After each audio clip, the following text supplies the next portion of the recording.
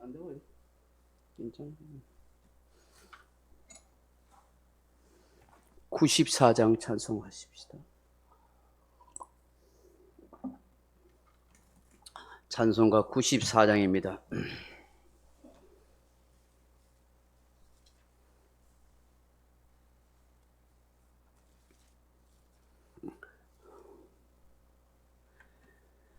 주 예수보다 더 귀한 것은 없네. 이 세상 부귀와 바꿀 수 없네. 영죽을 내 대신 돌아가시 그 놀라운 사랑 잊지 못해. 세상 즐거움 다 버려고 세상 자랑 다 버렸네. 주 예수보다 더 귀한 것은 없네. 예수밖에는 없네.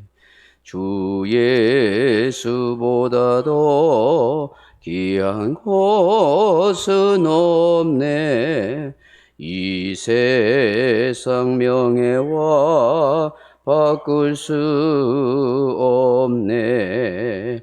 이전에 즐기던 세상 일도 주 사랑하는 만 맺지 못해.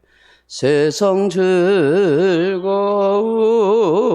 다 버리고 세상 자랑 다 버렸네.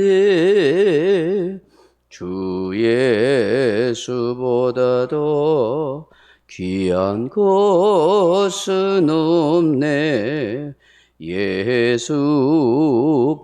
예수밖에는 없네. 주 예수보다 더 귀한 것은 없네. 이 세상 행복과 바꿀 수 없네. 유혹과 핍박이 몰려와도 주 섬기는 내 마음 변치 않아. 세상 즐거움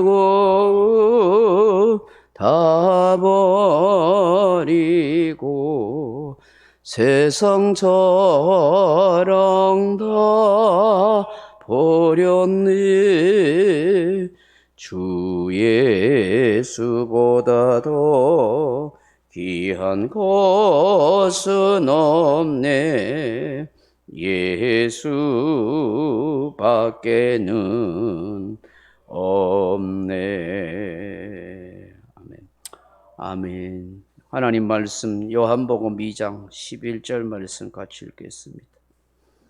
요한복음 2장 11절입니다. 예수께서 이 첫 표적을 갈릴리 가나에서 행하여 그의 영광을 나타내심에 제자들이 그를 믿으니라. 아멘. 사랑하는 성도 여러분, 예수님께서 이 갈릴리 가나에서 혼인잔치집에서 물을 가장 달콤하고 맛있는 포도주를 만드셨습니다. 인간의 이성으로는 이해할 수 없고 물리적, 화학적 변화가 일어난 것입니다. 이 일로 인해서 혼인잔치집은 더없는 흥과 기쁨과 즐거움이 넘치게 되었습니다. 예수님께서 이 가나 혼인잔치집에서 물을 포도주로 만든 이 사건으로 인해서 예수님께서 이 땅에 오신 목적과 예수님께서 하실 사역이 무엇인지 우리에게 상징적으로 또 우리에게 말씀해 주고 있습니다. 이것은 중요한 의미를 우리에게 던져주고 있다 하는 것입니다. 예수님이 누구십니까? 예수님은 어떤 분이십니까? 예수님께서 이 땅에 오신 목적이 무엇일까요? 그 첫째로는 우리에게 기쁨을 주시는 주님이시다 하는 것입니다. 히브리인들에게 있어서 이 포도는 기쁨을 상징합니다. 물이 귀한 팔레스틴 지역에서 여름이 되면은 저수대 물이 다 고갈되고 말라버립니다. 그래서 사람이고 짐승이고 마실 물이 없어서 그 더운 땡볕에서 굉장히 힘들어하고 고통해합니다. 그런데 이때 생산되는 이 포도 때문에 그것을 즙으로 짜서 사람들이 벌컥벌컥 마시게 됩니다. 그래서 이 목마름을 해결시켜 줄 수 있는 사람들이 고통해하는 그 순간에 이 포도즙을 통해서 사람들의 이 목마름을 해결해 주는 기쁨의 순간이 된다 하는 것입니다. 그래서 사람들에게 있어서 이 포도는 기쁨을 상징하는 것입니다. 그러니까 물이 포도주로 바뀌는 걸 통해서 예수님이 이 땅에 오신 목적은 바로 에덴의 기쁨을 회복시켜 주시기 위해서 오신 분이다. 에덴이 기쁨이거든요. 죄로 인해서 인간은 목말라 할 수밖에 없습니다. 고통해할 수밖에 없습니다. 참된 기쁨을 누리지 못합니다. 물이 포도주가 되는 걸 통해서 예수님은 우리에게 기쁨을 회복시켜 주러 오신 분이다 하는 것을 상징적으로 보여준다 하는 것입니다.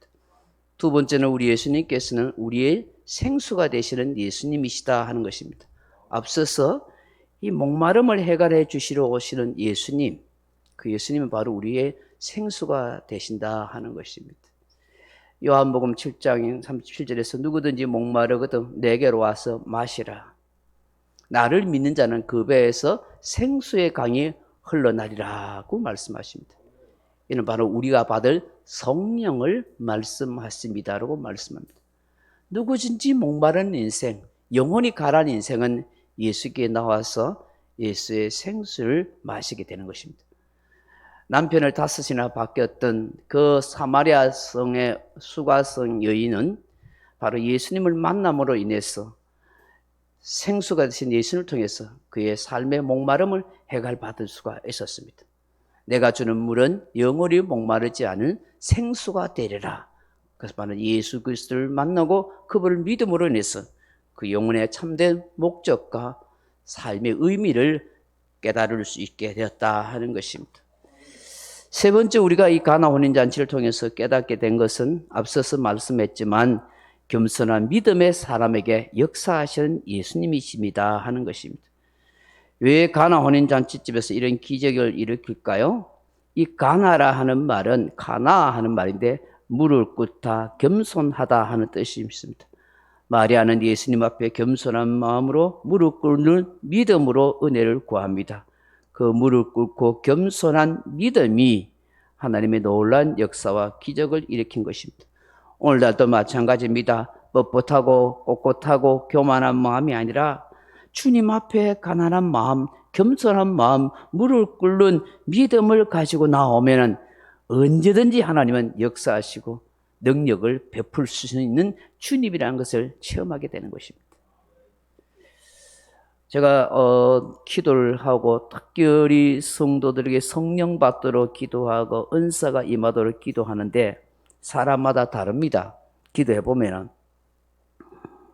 머리에 은수하고 기도하면은 탁탁 막히는 사람이 있어요. 자기 생각이 강한 사람, 여러 가지 세상 고민이 많은 사람은 성령의 은혜가 임하지 않는 걸 느끼게 돼요. 그래서 제가 늘 이야기합니다. 마음을 비우세요. 복잡한 생각을 내려놓으세요. 내 판단을 내려놓으세요. 주님 사모합니다. 마치 스폰지가 물을 빨아들이셔서 사모합니다. 사모합니다. 계속 그렇게 은혜를 구하세요. 그렇게 하는 심령 속에는 물이 빠져들어가서 성령이 그냥 함께 하시고 임하심을 느끼게 돼요. 그리고 나타나요. 역사가. 그런데 그렇게 해도 안 되는 사람이 있어요. 막혀버려요. 몇 번 기도하다가 포기해버리죠. 이 사람은 세상 생각이 많구나. 복잡한 마음이 많구나. 주님을 갈망하는 마음이 적구나. 할 수 없는 것이죠. 본인의 문제니까. 기도해 보면 알아요, 그걸. 그래서 여러분, 이 마리아처럼 아주 겸손하고 무릎 꿇고 주님 앞에 사모하는 마음으로, 빈 마음으로, 믿음으로 그렇게 나와야 하나님의 놀라운 역사를 보고 체험하게 되는 거예요. 네 번째, 복종, 순종하는 자에게 이적을 행하시는 예수님인 것입니다. 하나님께서는 모세가 하나님의 뜻에 순종하고 복종할 때 홍해를 가를 수 있는 지팡이를 통해 역사하게 하십니다. 반석에서 물이 나오게 하셨습니다.